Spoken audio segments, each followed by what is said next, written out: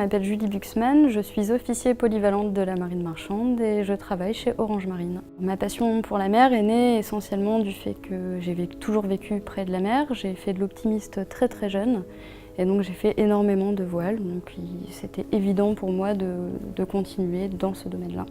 Pour devenir officier de marine marchande, j'ai fait mes 3 premières années d'études à l'ENSM du Havre et j'ai fait ma dernière année d'études à l'ENSM de Nantes. Un des enjeux les plus importants dans le domaine maritime, je pense que c'est la limitation de la pollution et notamment par la gestion des déchets plastiques.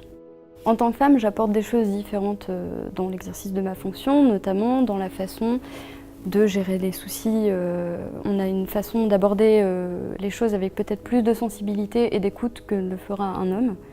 Et du coup, on est assez complémentaires et c'est plutôt pas mal de varier les genres à bord.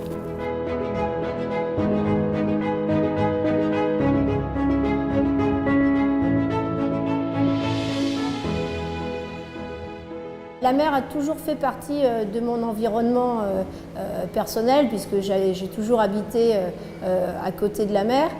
Et donc quand je me suis orientée vers des études d'ingénieur, assez naturellement je suis partie vers des études d'ingénieur en architecture navale. C'est vrai que le poste de responsable secteur navire correspond parfaitement à mes attentes puisqu'on a en fait presque 1000 personnes à bord du MSC Bellissima. Il faut réussir à coordonner tout le monde pour réussir à livrer le bateau en temps et en heure, en respectant les règles de sécurité et en respectant les règles de qualité à son armateur MSC. Lorsque dans des équipes on a une mixité, parce que c'est ça qui est important, c'est vraiment la mixité dans les équipes, on arrive à trouver des compromis qu'on a peut-être plus de mal à trouver lorsque dans des équipes il n'y a que des hommes par exemple.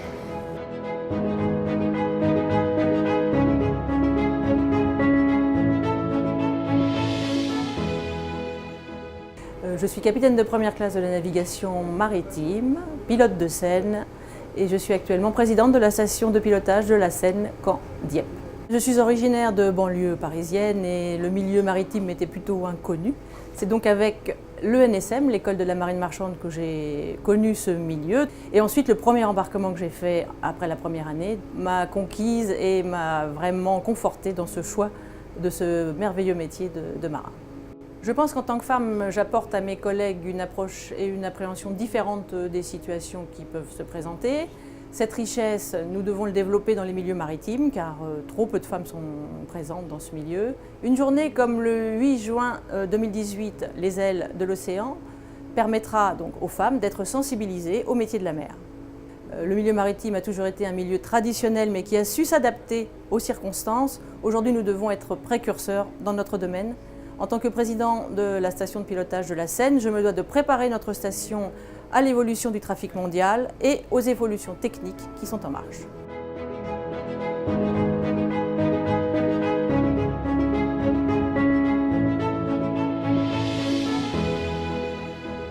Le choix de la marine marchande a été assez tardif. Cette carrière était à l'époque peu envisagée pour une femme.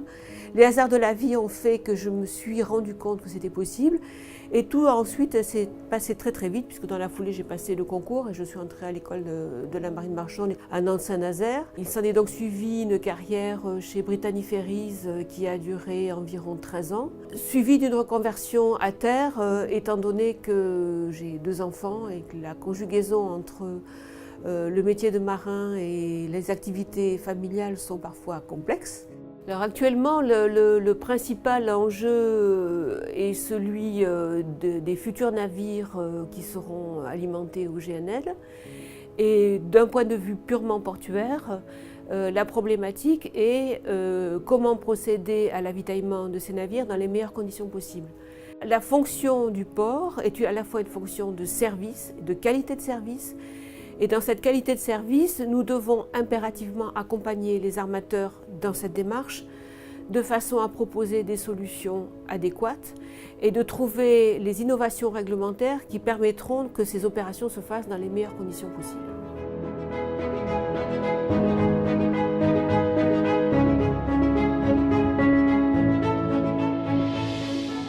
Je suis rentrée dans le métier d'ostréicultrice depuis presque le berceau, puisque mes parents étaient ostréiculteurs en Ernos-et-Bains. Et j'ai suivi ce métier voilà, depuis ma jeunesse. C'est un métier les pieds dans l'eau, proche de la nature, avec un cycle de vie à la clé.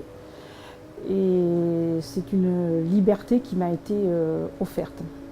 Alors cette passion, je l'ai en moi depuis que je suis née, parce que je suis née dans ce milieu et que l'idée de m'en éloigner ne m'était pas possible. Donc ça voulait dire que j'avais un très fort attachement à ce milieu maritime.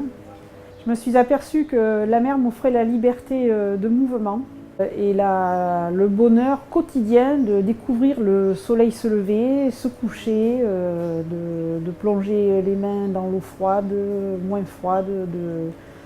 C'est une liberté au quotidien dans le milieu naturel.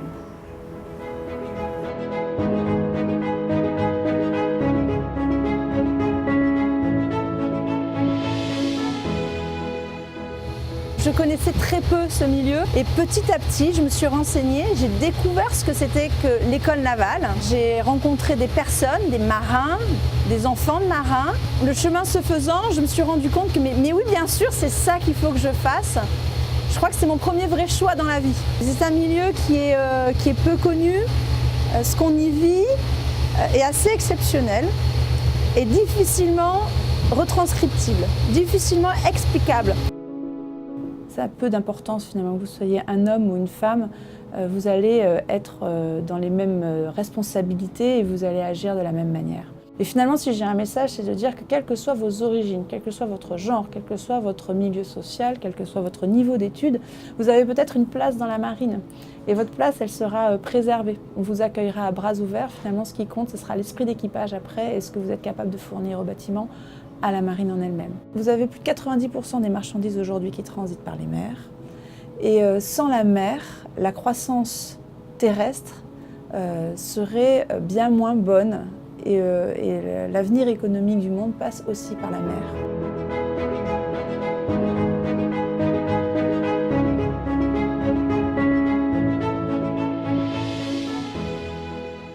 Je suis directrice de recherche au CNRS.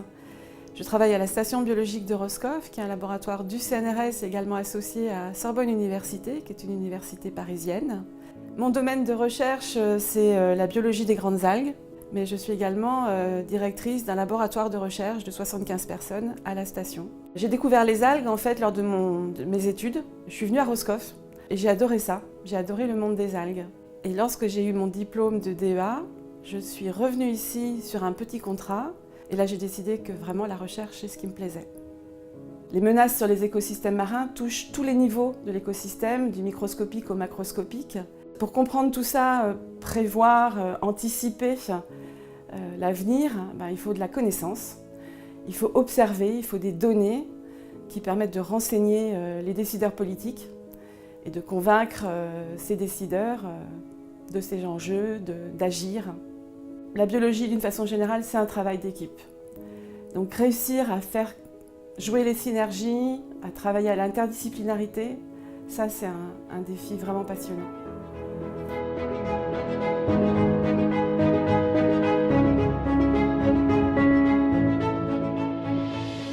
J'ai choisi le métier d'ingénieur tout d'abord pour son aspect scientifique. J'ai toujours aimé comprendre pourquoi, avoir plus de connaissances.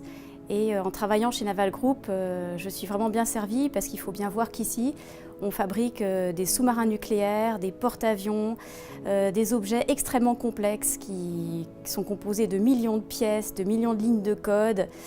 Donc le challenge scientifique, pour moi, c'est quelque chose qui me motive beaucoup.